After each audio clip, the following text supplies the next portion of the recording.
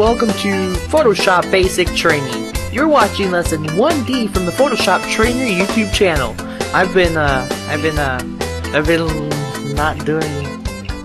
not having enough time to do anything lately, but now I've gotten my free time open. I only have about a few minutes of free time.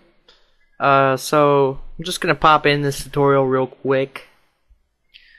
What I haven't showed you, I just showed you everything else in real tightly lined detail of how to use the menu bars and the toolbar and all that. And I'm just gonna briefly explain to you what the palettes are. And in this case, I'm not gonna be using about.com. If you haven't noticed, about.com is actually where I'm making these video tutorials from.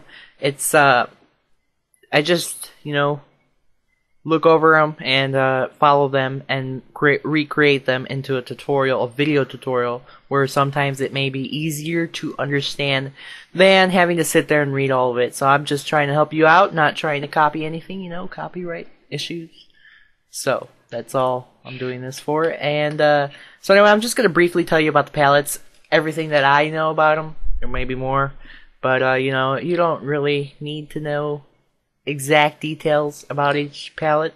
I mean you could, but that's what the internet's for. And I'll give you a link to the right of this video to what? I paused the video and I totally forgot what I was saying. Sorry. Anyway, so let's get started. Oh yeah, I'll give you a link to the right of this video in the description, so that you can click on that and learn more, as much as you like, about the palettes. Because I only learned as much as I needed to. Okay, you have your palettes. You have your layers, little layers box thing. So if I open a new document real quick, I'm gonna not be able to zoom into all this crap because I have to edit this tutorial and zoom in all. Anyway, when I create a new layered document window thing, project file, I get a new layer, background layer. If I create a text, I get a text layer, 132. If I create a shape, I get a shape layer, brush, and so on. Whatever. And those are all layers. Now these buttons down here, this is to trash that layer, and delete vector mask, click OK. You could also click and drag to the trash can. This is create a new layer button, so if I click on that, we get a new layer. We have the group button to create a new group. That creates our new group. This is our create a new adjustment layer. A new fill or adjustment layer, kind of like an After Effects. If you ever worked in After Effects, you can create adjustment layers which will change the color of everything below it. So if I hit black and white, then everything below this layer is going to be in black and white, which you can't tell because the text is already in black. This is our add layer mask. We'll get into layer masks a little bit later. We also have our blending modes. These are different modes to blend things together. So if I created a shape here and the text, I changed the color to, let's say, red, dark red. I have to go in here, red. Click OK, and I put this over the text. Also, if it's behind, just drag this on top of the other shape layer, so it goes in front. Whatever's on top is the most front view object thing. Okay, and so I can change the blending mode to difference. I don't think you can really tell. Overlay, it just kind of. Let me see if I can change the color of this square to something different. Maybe a blue. Okay, and fill that in. Okay, so right now our text 132 numbers are in screen, overlay, multiply, color burn, and so on, so forth. We also have our channels. This is our RGB red, green, blue channels. So that's what happens. We have our paths. We'll get into all these in more detail later on. We have our colors. We can change the colors here of whatever we pick here. We'll change our foreground color over here. So we also have swatches to choose from and different styles.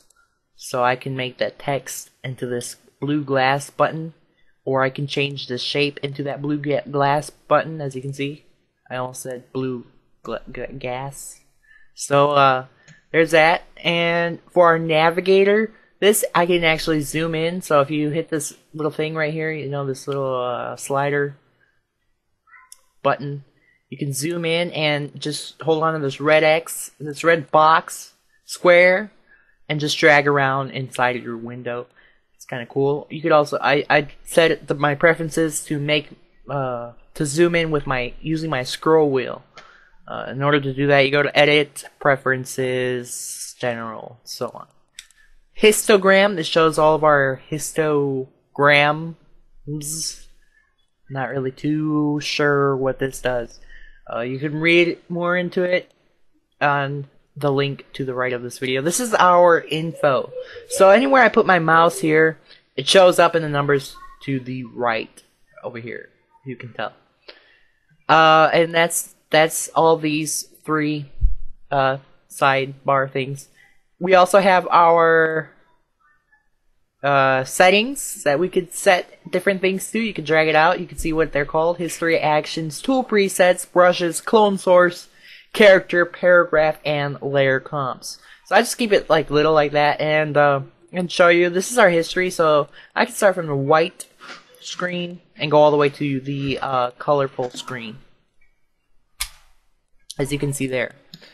We have our actions. These are all the actions we've made.